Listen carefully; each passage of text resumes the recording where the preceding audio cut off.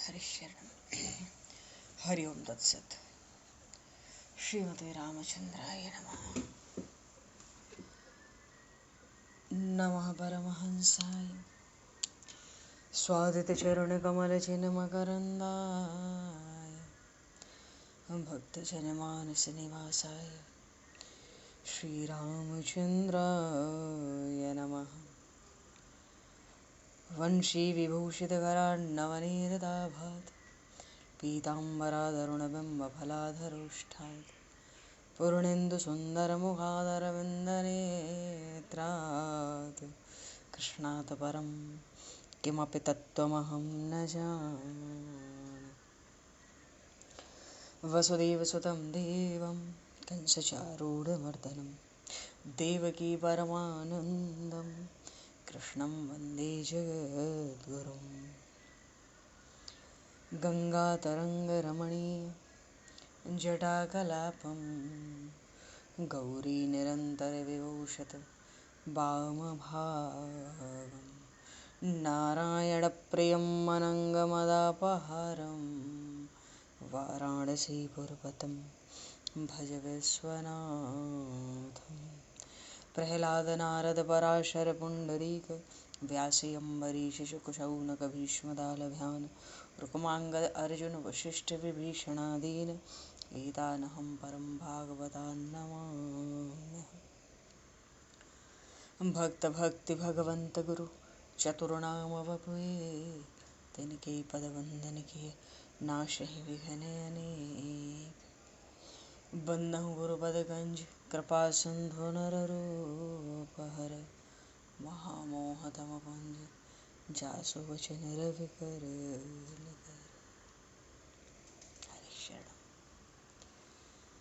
गोविंद जय जय गोपाल जय जय गोविंद जय जय गोपाल जय जय राधारमण हरि गोविंद जय जय राधारमण हरि गोविंद जय जय।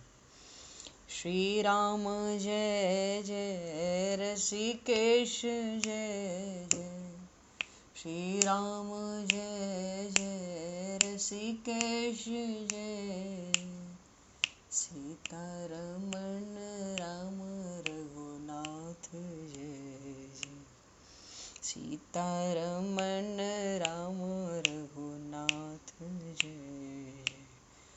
गोविंद जय जय गोपाल जय जय राधारमण हरि गोविंद जय जय।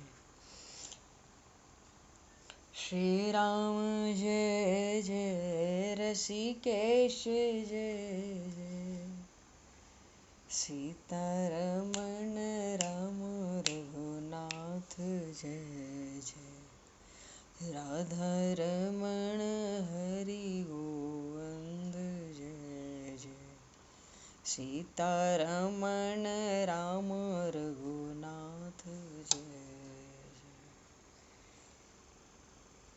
बोले श्याम रामचंद्र भगवान की जय। समूह राम दरबार की जय।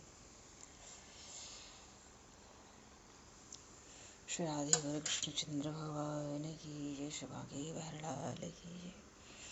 श्री वृंदावन प्रेम धाम की जय। श्री पंडरीनाथ भगवान की जय। सब संतन की जय, सब भक्तन की जय, समस्त वैष्णवन की जय, समस्त पूर्वाचार्य चरणन की जय, समस्त संप्रदाचार्यन की जय। श्री सद्गुरुदेव भगवान की जय। गंगा मैया की जय, जमुना मैया की जय, सरजू मैया की जय, गौ माता की जय, तुलसी माता की जय, पृथ्वी माता की जय, काशी महारानी की जय। जय जय श्री सीताराम, जय जय श्री राधे श्याम। नमः पार्वती पतये हर हर महादेव। अनंत कोटि ब्रह्मांड नायक सर्वेश्वर पूर्ण परात्पर ब्रह्म असंख्य कल्याण गुणगण निलय भक्त वांछा कल्पतरु शरणागत वत्सल भक्त वत्सल दीनबंधु दया सिंधु यदुवंश में अवतंस लीला पुरुषोत्तम योगेश्वर भगवान श्री कृष्ण की महती कृपा करुणा से एवं महापुरुषों की भावमयी सन्निधि में, साथ ही आप सभी श्रद्धालु भक्त वैष्णवों की मंगल सन्निधि में, मानव जीवन का सर्वोत्कृष्ट फल भागवत गुणगान, भगवत गुण चिंतन का आनंद हम सभी आज से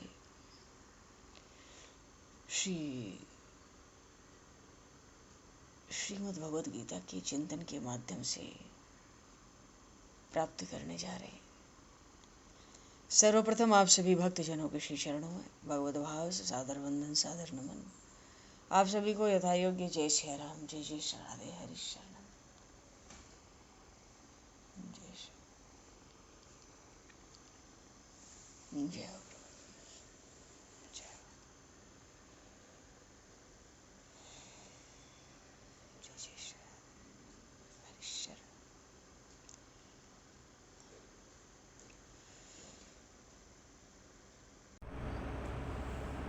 ओमुद्रेकाक्षरं ब्रह्म वेदा यस्य प्रगायकाः सोऽयं श्रीकृष्णगोविन्दः वन्दे तद्रूपम् अद्भुतम् वसुदेवसुतं देवं कंसचारूरमर्दनं देवकी परमानन्दं कृष्णं वन्दे जगद्गुरुम्।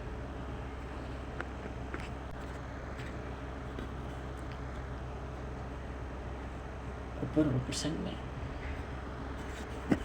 भगवत कृपा से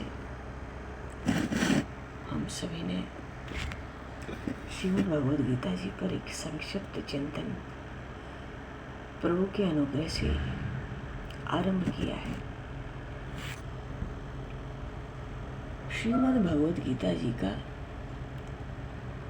अतिशय महात्म कहा गया है। गीता जी तो अपने में एक उपनिषद है, या हम यूँ कहें कि पंचम वेद है।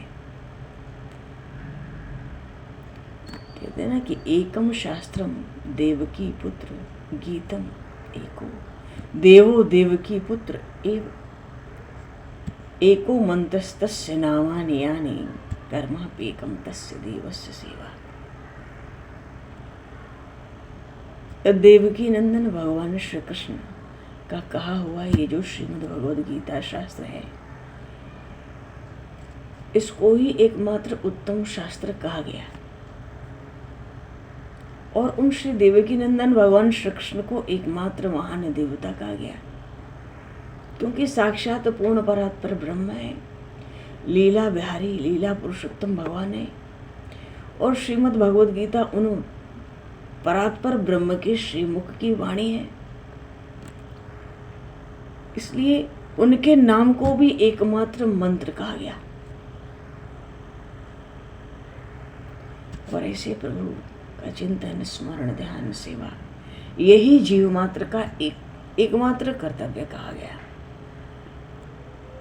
तो ऐसा दुर्लभ ये गीता शास्त्र है। कल भी प्रसंग आया, सर्वोपनिषदो गावो दुग्धा गोपाल नंदन। मानो सब उपनिषदों का सार भगवान श्री कृष्ण ने श्रीमद् भगवद गीता जी में रख दिया। इसलिए व्यास जी भगवान ने कहा, व्यास नारायण भगवान ने कहा कि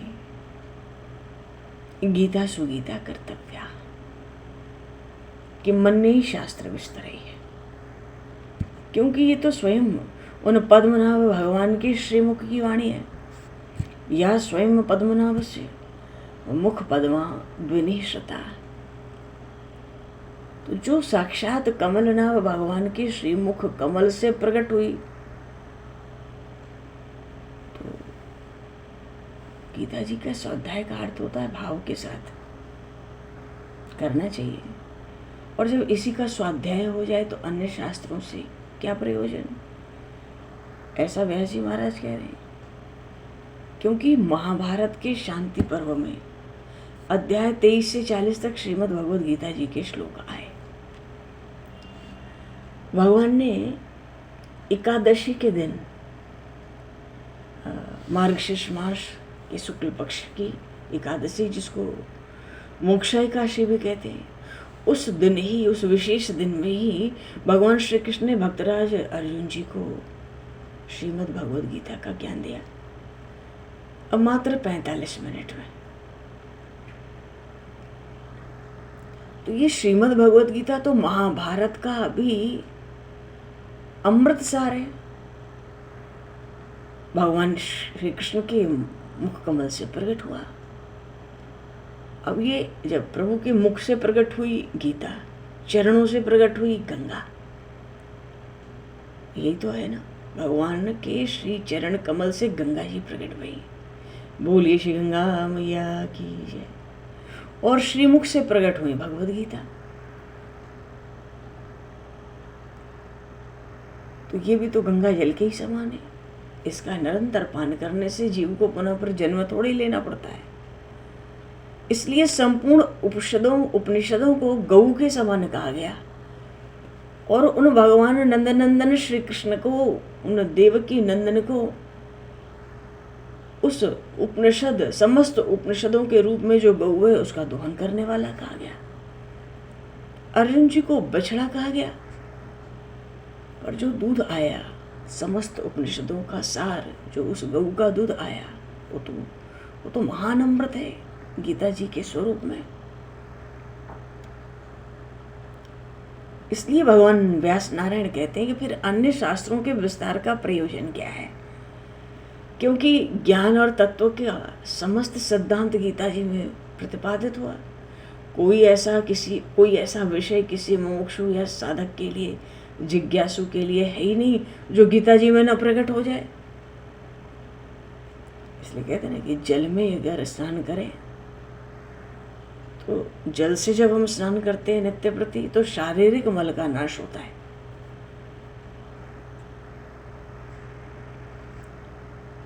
और गीता जी की गंगा में एक बार भी स्नान हो जाए, बाबा संतों का चक्कर ही छूट जाता है, संसार का मल दूर हो जाता है। मल निर्मोचनम पुंसाम जल स्नानम दिने दिने सकृत गीताम बस स्नानम संसार मल नाशनम। क्योंकि प्रभु के श्रीमुख की वाणी है, इसलिए इसकी अपार महिमा है। और सार सार वाणी है, सार सार वाणी है। इसलिए जो गीता जी के स्वाध्याय में संलग्न रहते हैं, सदा ही मानो पाठ करते हैं, प्राणायाम का आश्रय लेके मन को स्थिर कर लें, नियंत्रित कर लें, तो भाई ये जन्म हो चाहे कोई भी जन्म हो, सब पाप नष्ट हो जाते हैं।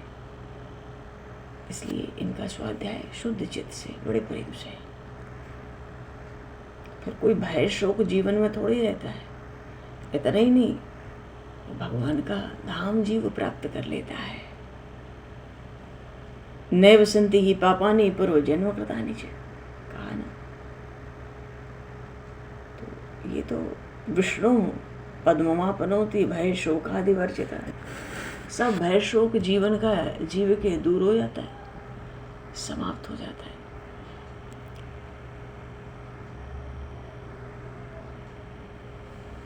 या कहें, देखो वस्तुतः श्रीमद् भगवद गीता जी का जो महत्व है, वो वाणी में समा जाए वो विषय तो है नहीं, किसी की सामर्थ्य तो है नहीं।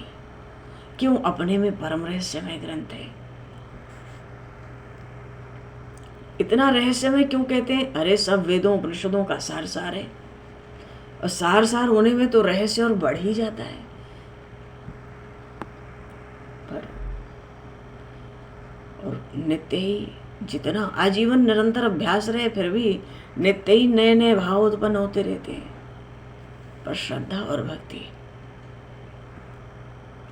मानो भगवान श्री कृष्ण ने श्रीमद् भगवद गीता जी के रूप में एक ऐसा अनुपमेय शास्त्र कहा, क्योंकि वैसा कोई दूसरा शास्त्र अभी तक हुआ नहीं, तो उसकी उपमा और कहाँ दे। अनुपमेय शास्त्र कहा, एक भी शब्द या यूं कहें कि एक भी अक्षर सदुपदेश से खाली नहीं है। तभी तो व्यास भगवान ने कहा हुआ गीता सुगीता कर्तव्य, इसी को पकड़ो, भाव के साथ अंतःकरण में धारण कर लो। और इसमें मनुष्य मात्र का अधिकार है। जैसे कहते हैं ज्ञान में सबका अधिकार नहीं है, कर्म में सबका अधिकार नहीं है, पर भक्ति में तो सर्वाधिकार है। भक्ति में भगवान के सर्वाधिकार है। ऐसे ही श्रीमद् भगवद गीता जी में मनुष्य मात्र का अधिकार है। अब उसमें वाणी वर्ण हो चाहे आश्रम हो, इसका कोई विशेष कुछ भी प्रभाव नहीं है। पर हाँ, भगवान के श्री चरणों के प्रति उस जीव में श्रद्धा होनी चाहिए, भक्ति होनी चाहिए, क्योंकि भगवान ने भी तो अपने भक्तों में ही इसका प्रचार करने को बारंबार कहा है। प्रचार करने की खूब आज्ञा दी है, पर कहाँ? जो भगवान के भक्त हैं, तो पहले भगवान का भक्त होना है और फिर गीता जी का स्वाध्याय करना है। ये भगवान की वाणी है। जिसकी मुझ में श्रद्धा हो, जो मेरा भक्त हो, भक्त का अर्थ है जो मेरे नाम और गुणों का चिंतन स्मरण निरंतर करे, मुझ में श्रद्धा रखे, वो गीता जी का अधिकारी है। उसको गीता जी श्रवण कराओ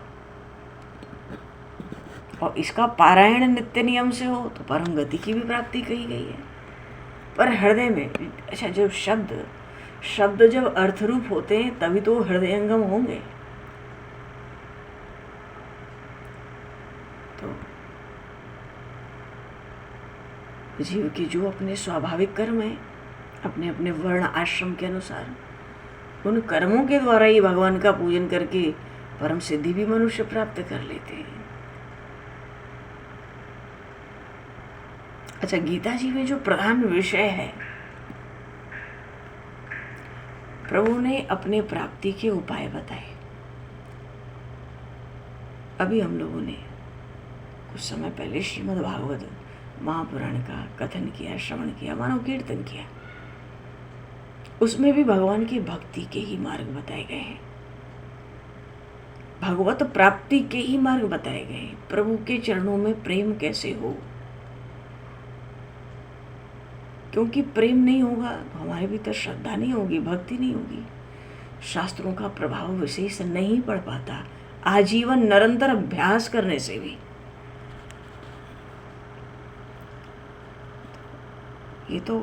ये है कि अतिशय श्रद्धा और अतिशय भक्ति हो, फिर इसका पठन हो। मनन न हो तो पठन व्यर्थ कहा जाता है।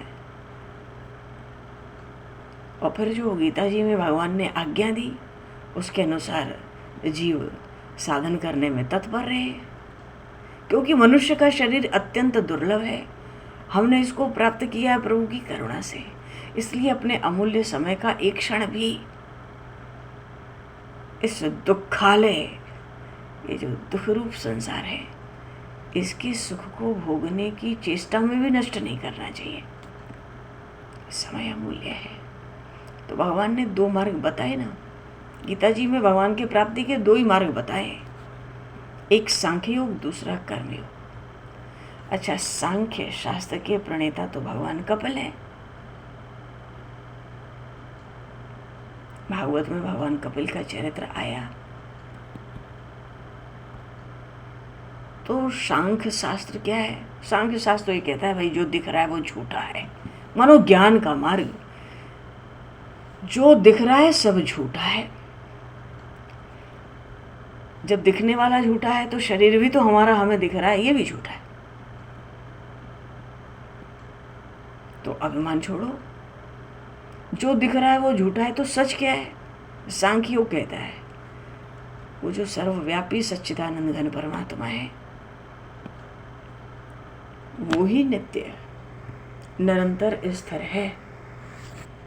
मानो वो वासुदेव हुआ ना, क्योंकि सब उसी में वास कर रहे हैं, या यूं कहें कि सबके भीतर वही वास कर रहा है। भगवान का नाम वासुदेव हुआ। बोलिए श्री वासुदेव भगवान की जय। क्योंकि अनंत विश्व ब्रह्मांड उन्हीं में वास कर रहा है। या अनंत विश्व सृष्टि में वो व्याप्त है, वास कर रहा है। हर दृष्टि से वो वासुदेव भगवान हुए। तो जो दिख रहा है वो सब झूठ है। सांख्य योग यही कहता है, जो दिख रहा है, तुम्हारा शरीर हो या संसार हो, सब झूठा है। सच ये है कि कण कण में परमात्मा है। क्या हुआ? भाव यह है कि सब कुछ भगवान का समझ लें। अब हमारी सिद्धि हो चाहे असिद्धि हो, मनो सुख हो चाहे दुख हो, राग हो चाहे द्वेष हो, हम सम रहें, हम में समता रहे। समता, अगर समता आ जाए तो उन्हीं अनंत की अखंड पूजा हो जाए। अब सिद्धि असिद्धि का भाव है हमारी कोई बात बने या ना बने मन लायक, पर हम समता रखें, क्योंकि सब भगवान का है। अब भगवान का है तो आसक्ति चली जाएगी, और भगवान का ही है तो जब हम भगवान के लिए कर्म करेंगे तो उसमें फल की कामना नहीं रहेगी, वो तो समर्पण होता है ना। तो करेंगे क्या जीवन भर? करेंगे भगवान की आज्ञा के अनुसार, केवल भगवान के लिए ही सब कर्म करेंगे। मानो हमारी एक एक चेष्टा, एक एक कर्म सब भगवत पूजा होना चाहिए। हमारी एक एक श्वास, एक एक क्रिया, ये भगवान की पूजा होनी चाहिए, क्योंकि सब कुछ परमात्मा ही है। जिस रूप में प्रभु सेवा दे रहे हैं उस रूप में उन्हीं की आज्ञा के अनुसार सेवा करनी है। तो भगवान तो कहते हैं कि भाई अब मुझसे प्रेम करना है तो मुझे सर्वगत सर्वहित जानो, जान करहु अति प्रेम। भगवान श्री राम ने कहा, और दृढ़ नियम से रहो। और भगवान का यही कहना, आके यहाँ संसार में क्या करना है? भजस्व माम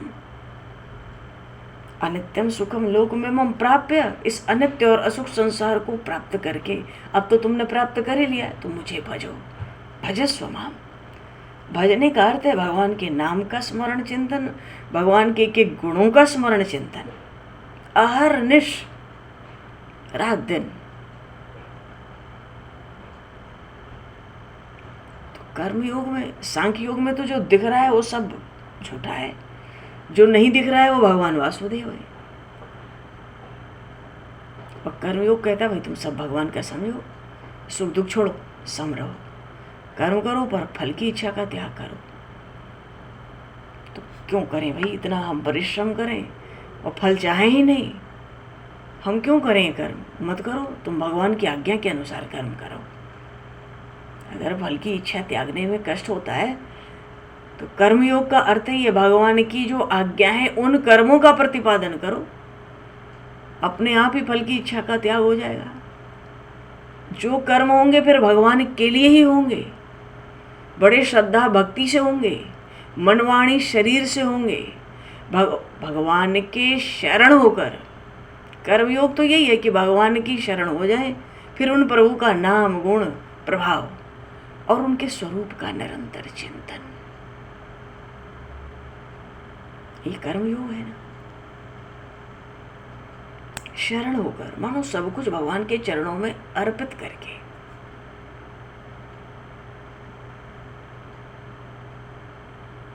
अब चाहे सांख्य योग हो या कर्म योग हो, फल तो एक ही है, तो दोनों अभेद है। पर कोई ये सोचे कि भाई इनमें अंतर नहीं है तो दोनों मार्ग में चलें, सांख्य में भी चलें कर्मयोग में भी चलें, ये नहीं होगा। एक समय में दोनों मार्ग पर नहीं चल सकते। अब गंगा जी को पहुंचना है, कहीं प्रभु का दर्शन करने जाना है, और वहां पहुंचने के भले दो मार्ग हों, तो एक साथ दोनों मार्ग पे तो नहीं चलेंगे ना। किसी दो में से कोई एक मार्ग पकड़ेंगे, उस स्थान पर पहुंच जाएंगे। तो सांख्य योग या भक्ति योग दोनों एक साथ नहीं होगा, है ना। अब कोई कहे हम कर्म योग करेंगे, कर्म योग का साधन पर संन्यास आश्रम में रहेंगे, ये क्या बात है? ये तो कोई बात नहीं है। क्यों? क्योंकि संन्यास आश्रम में तो स्वरूप से ही कर्मों का त्याग है, वहां कर्मयोग का क्या अनुष्ठान करोगे? लेकिन सांख्य योग का साधन सब आश्रम में बन सकता है।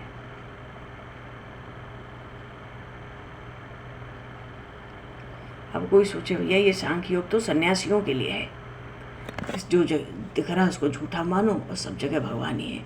ये तो सन्यास आश्रम में ही इसका अधिकार है, गृहस्थ में नहीं, तो ये ठीक नहीं है।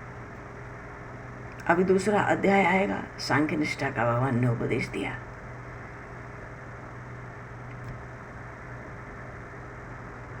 गृहस्थ में भी सांख्य योग का अधिकार है। गृहस्थ भी तो कहते हैं कि हर एक कण कण में भगवान ही है, जो दिख रहा है कुछ नहीं है, ये सब भगवान की लीला है। भक्त क्या कहते हैं, जो दिख रहा है वो ये नहीं कहते कि झूठ है, कहते हैं मेरे प्रभु की लीला है, पर चित्त तो भगवान में ही लगाए रखो। गृहस्थ में यदि सांख्य निष्ठा गृहस्थ के लिए नहीं होती, भगवान अर्जुन जी को जगह जगह युद्ध करने की योग्यता क्यों कहते कि तुम युद्ध करो। लेकिन एक बात है कि जो सांख्य योग है और इस मार्ग पर जो चलता है कि सब कुछ भगवान ही है, जो दिख रहा है सब असत्य है, मिथ्या है, उस सांख्य मार्ग का जो अधिकारी है उसमें एक बात होनी चाहिए, उस शरीर को मैं ना माने। अब वो सन्यास में रहे चाहे गृहस्थ में रहे, ये बात नहीं है। बात यह है वो शरीर में अहम न रखे, उसका देहाभिमान नहीं होना चाहिए। देहाभिमान रहता है तो सांख्य योग का ठीक से प्रतिपादन नहीं हो सकता। अब सब कुछ परमात्मा ही है, तो तुम्हारा शरीर क्या उस परमात्मा से अलग है? तो फिर शरीर को तुम मैं कैसे मान सकते हो? इतनी सी बात है। तो सांख्य योग का अधिकार गृहस्थ को भी है, सन्यासी को भी है, पर जो भी इस मार्ग पर चले वो शरीर में देहाभिमान बिल्कुल ना रखे, और नहीं तो फिर सांख्य मार्ग का प्रतिपादन नहीं हो सकता। इसलिए भगवान ने जगह जगह कर्म योग का ही आचरण अर्जुन जी को बताया, क्योंकि करने में ये साधन सुगम है। तो कर्म योग क्या है कि वही निरंतर मेरा चिंतन करता रहे, कर्म योग का आचरण कर। कर्म योग का आचरण ही यही है कि भगवान की शरण हो जाओ और उन भगवान का नाम गुण प्रभाव के साथ चिंतन करो, स्मरण करो, भगवान की आज्ञा के अनुसार भगवान के लिए कर्म करो, बड़ी श्रद्धा बड़ी भक्ति से करो, मन वाणी शरीर को सब में लगा दो। और फिर भगवान कहते हैं कि मेरे धर्मों का आचरण करो। अच्छा, गीता जी में जो पहला अध्याय है वो अर्जुन का विषाद है ना, और दूसरा सांख्य योग है, तीसरा अध्याय कर्म योग है। ये बिल्कुल क्रम से। तो अच्छा, बात क्या ये है कि अर्जुन को जो विषाद था, क्यों था, क्या था? पर परिस्थिति भी ऐसी है, महाभारत का शांति पर्व है, गीता जी का भगवान ने उपदेश दिया। गीता जी की जो भूमिका बनी, मानो श्रीमद् भगवद गीता भगवान ने महात्मा अर्जुन को श्रवण कराया, वो क्या खास परिस्थिति थी वो। तो उस समय का जो घटनाक्रम था वो ये था, कुछ समय पहले की बात थी, हस्तिनापुर में महाराज पांडु राज्य करते थे। वहां के महाराज थे, राजाधिराज। संपूर्ण भारत वर्ष का ताज ही उनके सर था। धृतराष्ट्र उनके बड़े भाई, पर वो अंधे थे तो लाचार हैं। बड़े भाई धृतराष्ट्र, राज्य का अधिकारी तो बड़ा भाई होगा, बड़ा पुत्र होगा, पर वो अंधे हैं। तो शास्त्र कहता है कि जब ऐसी कोई लाचारी है तो फिर छोटे को राजपाट दो। इसलिए धृतराष्ट्र को राजपाट में कोई अधिकार मिला नहीं, क्योंकि महाराज पांडु थे। पर इस धृतराष्ट्र का सबसे बड़ा पुत्र दुर्योधन, लोभ इतना था उसमें, गर्व इतना था उसको कि उसका माप तोल नहीं था। उधर महाराज पांडु के 5 वीर पुत्र थे, युधिष्ठिर, भीम, अर्जुन, नकुल, सहदेव। सब धर्मात्मा, सब न्यायशील, बड़े गंभीर, सब में समता। और महाराज पांडु का शरीर पूरा हो गया, पांडव पांचों पुत्र छोटे छोटे। यही कारण हुआ धृतराष्ट्र राज्य करने लगे। जब महाराज पांडु रहे नहीं और उनके बच्चे भी, पांचों पुत्र भी छोटे, तो उन अंधे धृतराष्ट्र को राजगद्दी पर बिठा दिया गया हस्तिनापुर के। धृतराष्ट्र राज करने लगा। सबसे भारी सहायक थे पितामह भीष्म और वो विदुर। कौरवों ने सोचा कि भाई हमारे पिता राजा हो गए, कहीं ऐसा ना हो कि पीछे युधिष्ठिर बड़े हों तो ये राजा हो जाए। शुरू से ही एक द्वेष भाव हो गया पांडवों को लेके, और भीतर ही भीतर ठान लिया बड़े होंगे तो युद्ध करेंगे, राज्य नहीं देंगे। अब तो भले मेरे पिता अंधे हैं, राज्य तो उनके पास आ गया। अब तो दिन रात दुर्योधन यही सोचता कैसे पांडवों का नाश हो है। दिन रात उसका इसी में कटता था, इसी सोच में। आगे चल के छल कपट से सारा राज्य उसने जीत लिया। पांडव वन में गए। इंद्रप्रस्थ बस चुका था, सब कुछ छोड़कर वन में जाना पड़ा। बड़े कलेश भी सहे। वनवास का समय पूरा हुआ, हस्तिनापुर लौटे। दुर्योधन से राज्य मांगा। अरे महाराज युधिष्ठिर उस समय राजसूय यज्ञ करने जा रहे थे, उनके समान कोई राजा नहीं था। इंद्रप्रस्थ के राजा थे और वन में क्या गए 12-13 साल, अब राज्य देने को तैयार नहीं। लाचार हो गए पांडव। भगवान श्री कृष्ण दूत होके गए। युद्ध होने का निश्चय हो गया। दोनों सेनाएं पहुंच गई रणभूमि में, कुरुक्षेत्र। पर ऐसा भारी बोझ था उन सेनाओं का, उन सेनाओं के बोझ से पृथ्वी कांप उठी। देवता भी घबरा गए। उसी समय भगवान व्यास नारायण आए धृतराष्ट्र के पास। दीन दुखी बैठा था वो धृतराष्ट्र, बड़ा उदास। भगवान व्यास नारायण ने राजा धृतराष्ट्र ने कहा कि प्रणाम करके पहले धृतराष्ट्र ने भगवान व्यास से कहा कि मैं उदास इसलिए हूं, दीन दुखी, इतना बड़ा राजा होके भी दीन दुखी इसलिए हूं। दोनों हाथ जोड़ के कहता है, मेरे मन में एक इच्छा है, उसको आप नाथ सुनो। मैं अपने कुल का नाश नहीं देखना चाहता, फिर भी मैं तो अंधा हूं। अपने कुल का, कौरवों का नाश नहीं देखना चाहता, फिर भी उस युद्ध भूमि में क्या चल रहा है उसको जानने की मुझे इच्छा है। भगवान व्यास ने एक क्षण विचार किया, राजा देख नहीं सकता, यहां से युद्ध कुछ भी नहीं देख सकता, और यही ठीक होता तो युद्ध ही क्यों होता।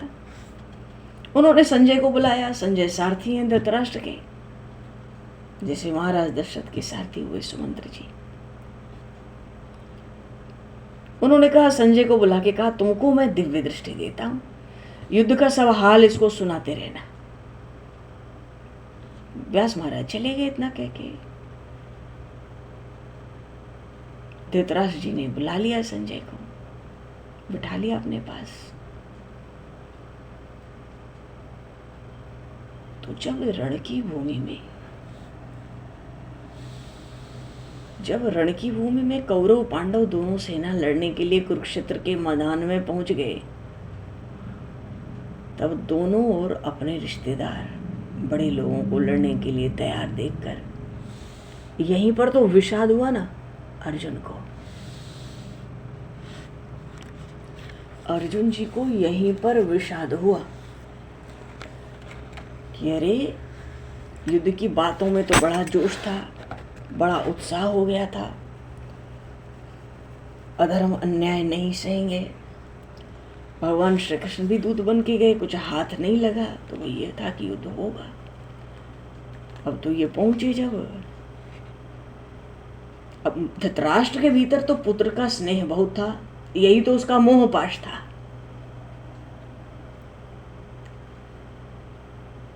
संजय जी से पूछने लगा धृतराष्ट्र क्यों संजय, दोनों सेनाएं खड़ी हैं। हाँ महाराज, धर्म क्षेत्रे कुरुक्षेत्रे संवेता युगोत्सवः मामकाः पांडवाश्चैव किं कुर्वत संजय। एक तो ये अंधा उचित निर्णय न ले सका मोह के कारण।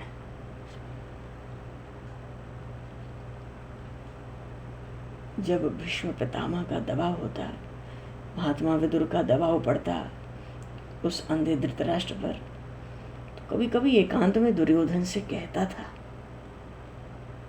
दुर्योधन अपना दबाव डालता था एकांत में कि तुमने अगर पांडवों को कुछ दिया तो मैं मरूंगा, मैं तो आत्महत्या करूंगा। जानता था दुर्योधन मेरे पिता का मुझ में बड़ा भारी मोह है।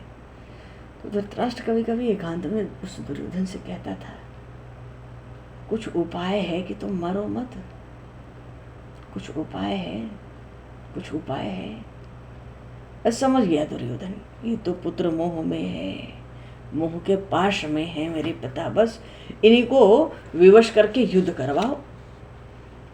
तो जब सब आ गए कुरुक्षेत्र में, सेनाएं तैयार, मानो एक ऐसी विकट, बड़ी विकट परिस्थिति जहां भगवान ने गीता जी का उपदेश दिया भक्त राजा अर्जुन को। अब स्नेह मोह इतना है पुत्र के प्रति। धृतराष्ट्र कहता है, क्यों संजय, कुरुक्षेत्र की घटना तो बताओगे ना। ये कुरुक्षेत्र तो धर्म का स्थान था वस्तुतः, तो जल्दी जल्दी बताओ मुझे वहां क्या हो रहा है। अंधा है, व्याकुल हो रहा है, दिख नहीं रहा है कुछ, सब सुनाओ, एक एक चीज उसको सुननी है।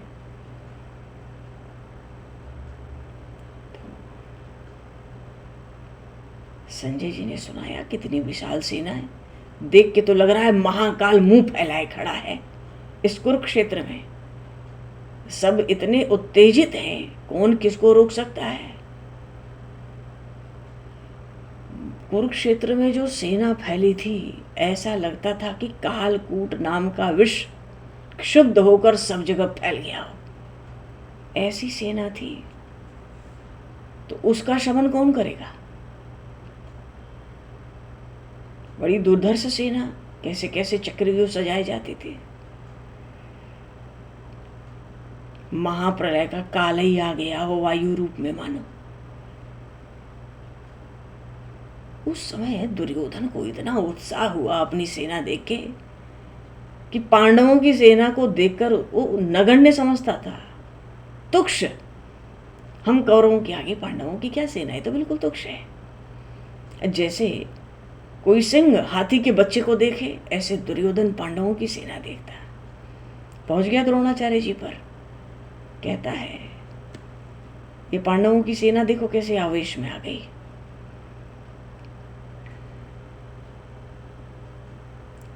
और देखो, ये द्रुपद का पुत्र धृष्टद्युम्न सेनापति बना है।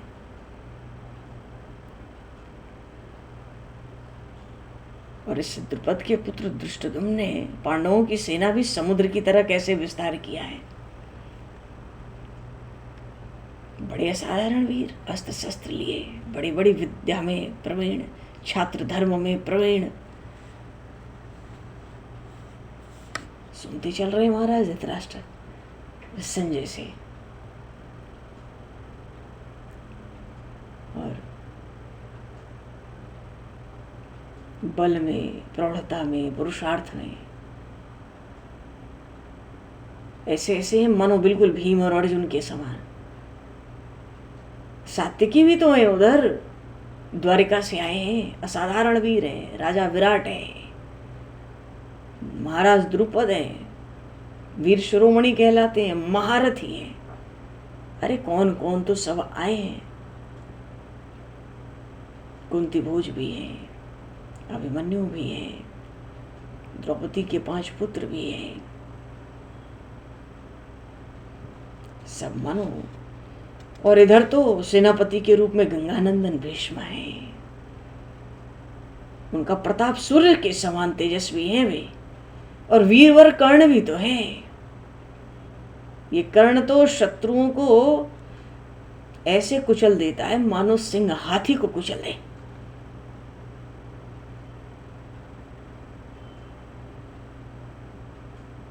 अकेले कृपाचार्य क्या पूरे नहीं है? बड़ा उत्साहित हो रहा है दुर्योधन, द्रोणाचार्य जी को सुना रहा है। और विकर्ण को देखो ना, उधर अश्वत्थामा जिनसे महाकाल भी डरता है, ये सब संग्राम में महाविजयी है ना।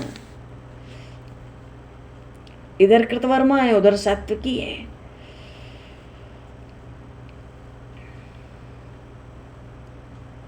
अद्वितीय अद्भुत शौर्य है इनमें। ये अस्त्र शस्त्र की विद्या में जगत में प्रसिद्ध है। ये सब मेरे लिए सब जीने की आशा छोड़कर आ गए। बड़ा अहम बढ़ता जा रहा है दुर्योधन का। और महाराज भीष्म क्षत्रिय शिरोमणि है, जगत के में बड़े प्रतापी हैं। सेना का सेनापति होने का गौरव तो उन्हीं को मिला पहले।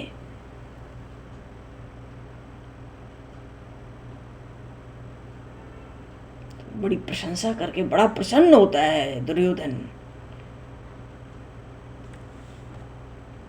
सब सैनिकों को कहता है अपनी अपनी सेना तैयार रखो, जिसके पास जितनी अक्षौहिणी सेना है सब तैयार रखो। अपने अपने महारथियों को अलग अलग कमान विभाग करके सौंप दो।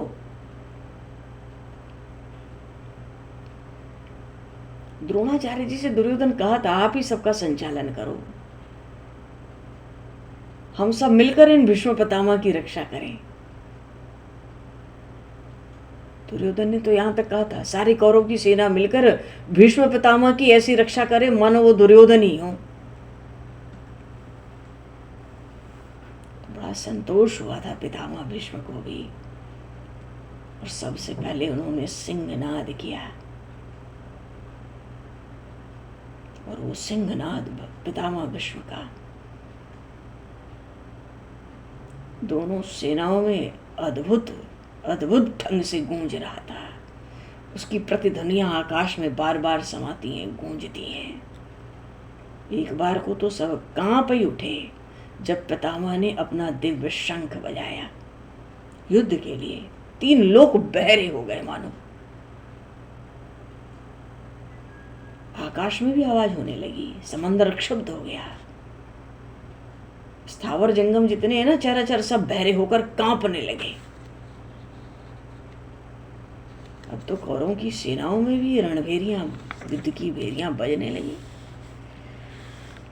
सब अपना अपना शंख निकाल रहे हैं, बजा रहे हैं। पृथ्वी भी थर थर कांप रही है, इतने वीर।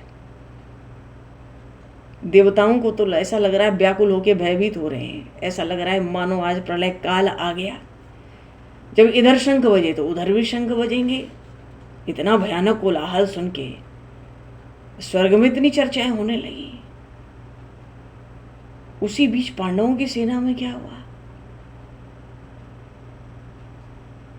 एक ऐसा रथ जो विजयश्री का सर्वस्व था, महातेज का भंडार था, गरुड़ की बराबरी करने वाले वेगवान 4 घोड़े लगे थे। ऐसा रथ जिसके तेज से सब दिशाएं परिपूर्ण थी। बड़ा दिव्य रथ शोभा पा रहा था। ऐसा लगता था सुमेरु पर्वत हो पर पंख वाला। अरे सोचे हम कि जिस रथ पर सारथी का काम करने वाले प्रत्यक्ष बैकुंठनाथ श्री कृष्ण है, उस रथ के गुणों का क्या वर्णन होगा। और रथ के ऊपर जो पताका लगी है, उस रथ के ऊपर जो पताका है, ध्वजा है, उस पर कौन बना है? बानर, अंजनी नंदन, केशरी नंदन। बोलिए श्री हनुमान जी महाराज की जय। आकर बैठ गए। मेरे स्वामी युद्ध में सारथी बन के भाग लेंगे, मैं भी उनके रथ पर बैठूंगा। जहां मेरे लायक कुछ होगा मैं भी सेवा करूंगा युद्ध में। प्रभु ने कहा देखो तुम यहाँ कोई दहाड़ हुंकार मत करना रामावतार की तरह, बस तुमको एक जगह दे रहा हूं मेरे इस रथ में की ध्वजा में तुम बैठे रहो। बैठ गए हनुमान जी महाराज। अरे वो तो प्रत्यक्ष भगवान शिव हैं और शारंग धनुष को धारण करने वाले भगवान श्री कृष्ण। ये तो लीला पुरुषोत्तम है, पूर्ण परात्पर ब्रह्म है। ये भगवान श्री कृष्ण चंद्र उन भक्त राज अर्जुन के सारथी थे। ये प्रभु की कितनी अद्भुत बात है। अद्भुत तो ये कि उन परमात्मा का अपने भक्तों के प्रति इतना विलक्षण प्रेम है कि उसी प्रेम से बंधकर अपने भक्त अर्जुन के रथ को स्वयं ही हाँक रहे थे। सबने अपने अपने शंख बजाए, भगवान ने भी पांचजन्य शंख बजाया। पांचजन्यम ऋषिकेशो देवदत्तम धनंजय। इधर भी शंख बजने लगे जी, सबने अपने अपने शंख अलग अलग बजाए। बड़ा सिंहनाद हो रहा है, बड़ा घोष हो रहा है, पृथ्वी भी कांप रही है। अर्जुन जी ने देखा, प्रभु से कहा, हे ऋषिकेश प्रभु, हे देव, मेरे रथ को जल्दी से आगे बढ़ाकर दोनों सेनाओं के बीच में आप खड़ा कर दो, क्योंकि जब तक युद्ध में आए हुए इन सैनिकों को, सूरवीरों को मैं अच्छी तरह से एक बार देख नहीं लूंगा।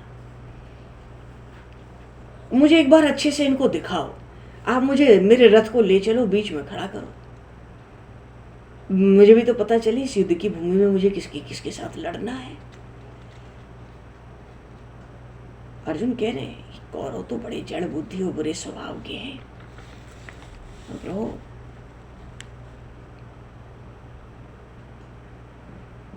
मानो कुछ तो ऐसे भी है कि पराक्रम के बिना भी अभिलाषा करके युद्ध की पहुंच गए हैं।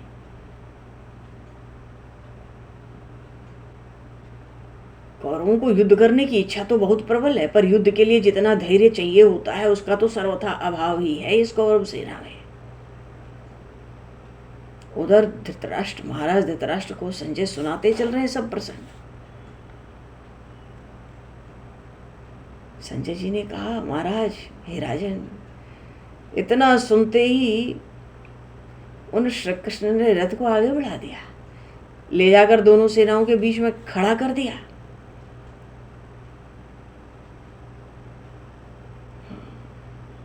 सामने थे पितामह भीष्म, द्रोणाचार्य जैसे अनेकों अनेक राजा वहां थे, और वहां रुकवाकर रथ को वो भक्तराज अर्जुन बड़ी उत्कंठा के साथ कौरवों की सेना देखने लगे थे। और जब देखने आए तो बड़े उत्साह से, और जब देखा तो हे देव, अरे ये सब तो हमारे कुल गोत्र के गुरुजन हैं। भगवान को एक क्षण के लिए बड़ा आश्चर्य हुआ। मन में एक क्षण को प्रभु सोचने लगे, विचार करने लगे, पता नहीं इस समय इसके मन में कौन सा भाव उमड़ रहा है। अब कुछ न कुछ भाव तो अवश्य आया है। प्रभु भी सोचने लगे। अब तो उधर अर्जुन जी के सामने सब सगे संबंधी, इष्ट मित्र, कुल के भाई बंधु, गुरुजन, पितामह, आचार्य, मामा, काका, चाचा सब दिख रहे हैं। उसमें बड़े प्रिय ससुराल वाले भी हैं, नाती पोते भी लग रहे हैं। और कुछ ऐसे ही लोग बस नहीं थे जिनका इन पांडवों ने उपकार किया था। बड़े बड़े ऐसे लोग भी आए थे कि इन भक्तराज अर्जुन ने अनेक विकट परिस्थितियों में, विपत्तियों में इनको उबारा भी था। मानो सब अपने आत्मीय ही थे। मन खिन्न हो गया, मन में बड़ी भारी करुणा उत्पन्न हो गई। शरीर में उनके जो वीर वृत्ति थी वो समाप्त हो गई, निकल गई बाहर।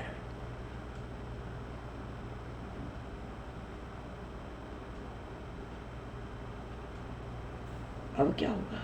मानो महामोह, उन महाधुरंधर अर्जुन को महामोह व्याप्त हो गया। स्वाभाविक जो उनका धैर्य था चला गया, हृदय पिघलने लगा। जैसे जो चंद्रकांता मणि होती है, चंद्रमा के स्पर्श से ही पिघलने लगती है। प्रभु से कहने लगे अर्जुन जी, मेरी बात है देव, ध्यानपूर्वक सुनो। इन सबको तो मैंने देख लिया, ये तो सब हमारे ही कुलगोत्र के हैं, अत्यंत उत्साहित हैं युद्ध के लिए, मैं देख पा रहा हूं। पर इनसे युद्ध करना कहाँ तक उचित होगा। मेरी तो अपनी बुद्धि ही नष्ट हो गई है इस समय। मेरा मन बुद्धि दोनों स्थिर हो गया है। आप देखो मेरा शरीर कांप रहा है, मुख सूख रहा है, शरीर शिथिल पड़ रहा है,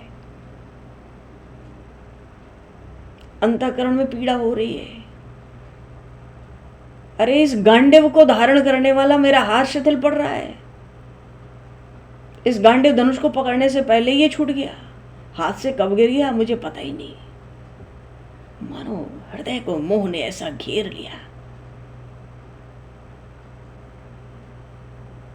कहाँ तो अर्जुन जी का अंतःकरण वज्र से भी कठोर और दूसरों से न डरने वाला, अत्यंत साहसी गंभीर है, पर आज इस करुणा का, करुणा कहें या कायरता कहें, इसका वेग तो उससे भी बढ़कर हो गया। इन अर्जुन ने कभी युद्ध में भगवान शंकर को हार स्वीकार करने के लिए विवश किया था। बड़े राक्षसों का समूल नाश किया था। ऐसे महान वीर उन अर्जुन को एक क्षण में मोह घेर लिया।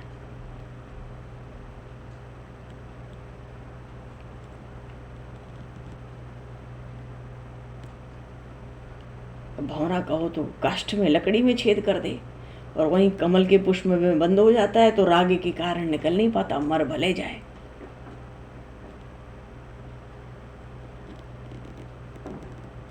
ये तो सब भगवान की माया है, उनादि पुरुष के विधाता के बस में कोई बात थोड़ी है।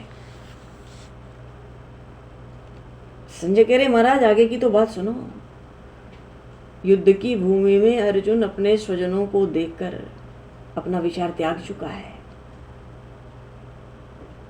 और उन श्री कृष्ण से कह रहा है। धृतराष्ट्र कहते हैं क्या कह रहा है मेरा अर्जुन, क्या कह रहा है उस कृष्ण से। संजय कहते हैं वो तो कह रहा है कि हे देव, अब हम लोगों को यहां क्षण भी रुकना उचित नहीं है। इन सबको मारना है, ये बात मन में आ रही है तो मेरा मन उद्विग्न हो रहा है, मुंह से अनाप शनाप बातें निकल रही हैं, तो अब जल्दी लौटो। क्योंकि इन कौरवों का वध करूं तो युधिष्ठिर आदि का भी तो वध कर सकता हूं, क्यों ये दोनों ही तो मेरे वंशज हैं। अब बाण में जाए युद्ध, मैं तो सोच ही नहीं पा रहा हूं ये इतना भयंकर महापाप करके मैं कौन सा लक्ष्य सिद्ध कर लूंगा। मैंने बहुत सोच विचार कर लिया, यही मालूम पड़ रहा है अब कि स्वजनों से युद्ध करना ये बिल्कुल अनुचित है। ये युद्ध न किया जाए तब भी कुछ लाभ हो तो हो सकता है, नहीं तो लाभ नहीं चाहिए। अब विजय का जो लाभ होना है युद्ध के बाद, वो उससे मेरा अब लेना देना नहीं। और मुझे राज्य लेकर क्या करना है, सब लोग को मार के सुख भोगने को मिले, ऐसे सुख में आग लगे। अर्जुन कह रहे हैं प्रभु से, अब मुझे है ना ऐसा सुख नहीं चाहिए। देखो जड़ तो है मोह की, जीव मात्र मोह से ग्रसित है।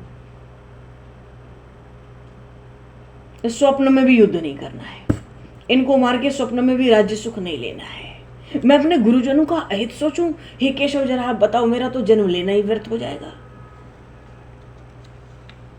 एक बार भी अर्जुन के हृदय में ये बात नहीं हो रही है कि अरे साक्षात वैकुंठनाथ मेरे रथ के सारथी हुए, कैसा प्रभाव कैसा तेज है इनका। कुछ नहीं, केवल भक्तराज अर्जुन अपनी ही बात कह रहे हैं। ये सामने कौन लोग हैं, प्रभु कुछ कहते नहीं तो व्याकुल हो रहे हैं। ये सामने कौन लोग हैं आप जानते नहीं, ये इन भीष्म महाराज पितामह भीष्म को नहीं जानते, ये द्रोणाचार्य को आप नहीं जानते, ये मेरे सगे संबंधी सब हैं, ये भाई बंधु नाती पोते, इन सबको आप देख रहे हैं ना। जरा ध्यान से देखो, अरे अत्यंत निकट के सगे संबंधी है। अब मेरा तो कल्याण यही कि अब जो हो सो हो, ये चाहे भले ही अभी अभी हमें मार डालें, मैं तो गांडीव नहीं उठाऊंगा। पर भगवान श्री कृष्ण तो सारंग पाणी है, सारंग धनुष को धारण करने वाले हैं। परशुराम जी महाराज से प्राप्त किया था प्रभु ने ये सारंग धनुष। अर्जुन कह रहे मैं तो इनको मारने का विचार भी मन में नहीं लाऊंगा। चाहे 3 लोक का राज्य मिले, मैं इनके अनिष्ट की बात सोचूंगा नहीं। मैं अपने इन वंशजों का विनाश करूंगा, महापाप का केंद्र बन जाऊंगा, आप भी मेरे हाथ से निकल जाओगे, कुल की हत्या का पाप लगेगा। अब कौन आएगा पीछे से हमें देखने? इसलिए न तो मैं युद्ध करूंगा, न शस्त्र को ही उठाऊंगा, क्योंकि मुझे ये दोनों चीज बड़ी बुरी मालूम पड़ती है।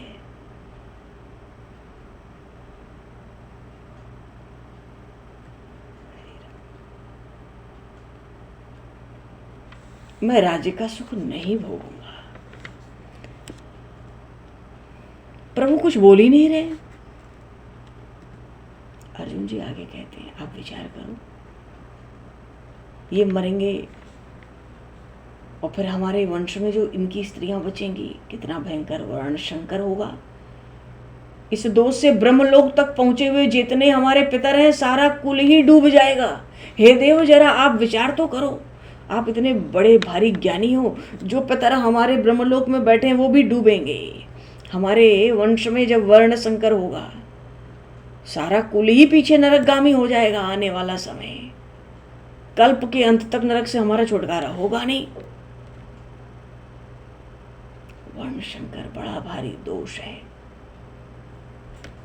अब इतनी स्त्रियां अपने अपने स्वामी के बिना होंगी तो धर्म का तो लोप हो ही जाएगा पृथ्वी से। कोई साधारण संख्या है इन कौरवों की सेना की। तो आप देखो आने वाला समय क्या होगा, कितना भारी वर्ण शंकर होगा, कितना भारी पाप होगा। हमारे सब पितरा आके उस नरक में गिरेंगे, कल्पांत तक उससे छुटकारा नहीं होगा। इसलिए भले हमें नरक हो जाए, मैं क्षत्रिय हूँ, मैं युद्ध नहीं करूँगा, युद्ध से भागूंगा, तो भले ही मुझे एक को नरक मिले तो एक को ही तो मिलेगा। मैं ऐसा युद्ध अपने स्वजनों से नहीं करूँगा, मैं अपने स्वजनों का वध नहीं करूँगा। सब अच्छा संजय बतला रहे हैं महाराज धृतराष्ट्र को, बड़ा खुश हो रहे हैं धृतराष्ट्र, ये बढ़िया किया अर्जुन ने। और प्रभु तो सुन रहे हैं। अब ऐसी हालत हो गई, ऐसी हालत हो गई। अब प्रभु भी सोचते हैं, देखा अर्जुन मेरा बड़ा दुखी है। अरे वो तो बैकुंठ नाथ है, बैकुंठ के स्वामी है भगवान श्री कृष्ण है। तो उनको ऐसी स्थिति में ये श्रीमद् भगवद गीता जी की भूमिका है, पृष्ठभूमि। ऐसी स्थिति में परमार्थ का ज्ञान कराया, बड़ा विशद ज्ञान कराया, अद्भुत विलक्षण ज्ञान कराया। ये है भक्त राज अर्जुन का विषाद योग। ज्ञान कराया तो सबसे पहले प्रभु सांख्य पर ही गए। सांख्य शास्त्र के प्रणेता तो भगवान कपिल है। बड़ा सुंदर ये सांख्य शास्त्र भी। भगवान ने जब वाणी खोली तो वाणी खोलते खोलते गीता जी का दूसरा अध्याय हुआ, सांख्य योग। बोलिए श्री भक्तवत्सल भगवान की। भले भगवान श्री कृष्ण को बड़े से बड़ा योगेश्वर कहा जाए, पर देखो ये पूरी संपूर्ण जो भगवद गीता हुई, ये तो भक्तवत्सल भगवान ने कही। ऐसा बड़ा भारी उन भक्तराज अर्जुन पर भगवान का वात्सल्य है। बोलिए श्री कृष्णचंद्र भगवान की। श्रीमद् भगवद गीता जी की जय। तो भगवान अभी तो समय को दृष्टिगत करते हुए तो प्रभु का नाम लेकर वाणी को विराम दिया जाए। राधे श्याम गोपाल दामोदर नारायण मुख से जपना। राधे श्याम गोपाल दामोदर नारायण मुख से जपना। राधे श्याम गोपाल दामोदर नारायण मुख से जपना। कालिय मर्दन कंस निकंदन, बोलो भगवान। कालिय मर्दन कंस निकंदन, देवकी नंदन तुम शरणा। देवकी नंदन तुम शरणा। राधे श्याम गोपाल दामोदर नारायण मुख से जपना। राधे श्याम गोपाल दामोदर नारायण से जपना काली मर्दन कंसन कंदन काली देवकी नंदन तुम शरणा देवकी नंदन तुम शरणा राधे श्याम गोपाल दामोदर नारायण मुख से जपना राधे श्याम गोपाल दामोदर नारायण जपना राधे श्याम गोपाल नारायण जपना काली मर्दन कंस निकंदन काली मर्दन कंस निकंदन देवकी नंदन तुम शरण राधे श्याम गोपाल दामोदर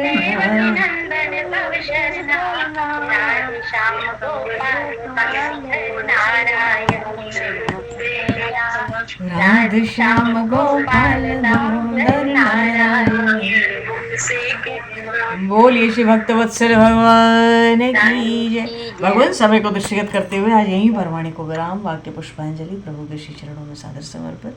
आप सभी को भी यथा योग्य जय श्री राम, जय जय श्री राधे हरि शरणम, जय श्री सीताराम। जय श्री राम, जय श्री राम।